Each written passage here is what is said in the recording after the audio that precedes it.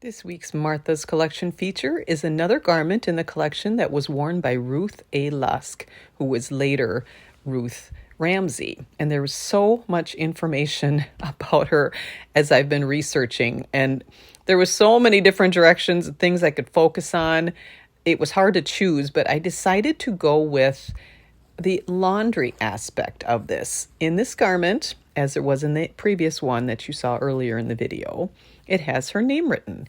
And I know it's her writing because I actually purchased a book. I found a first edition that she wrote 3 different books, and this one has her signature in it. That was exciting.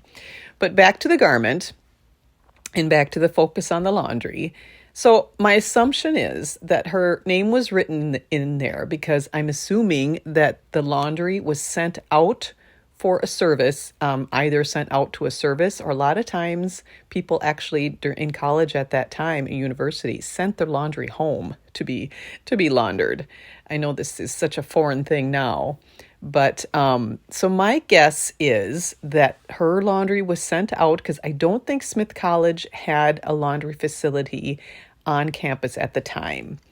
So then I tried to find an ad for and again, I'm just to back up, I'm assuming that these garments that I do have of hers in the collection were purchased for her time at Smith College.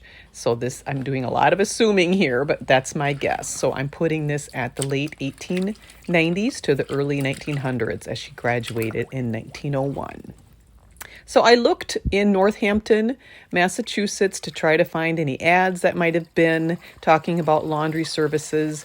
I was not able to find one. I did find that in historic tours that are still given in Northampton, that they do mention going to see as part of the tour a former Chinese laundry facility. And this was a very common thing in the Boston area. And also there was one in Northampton.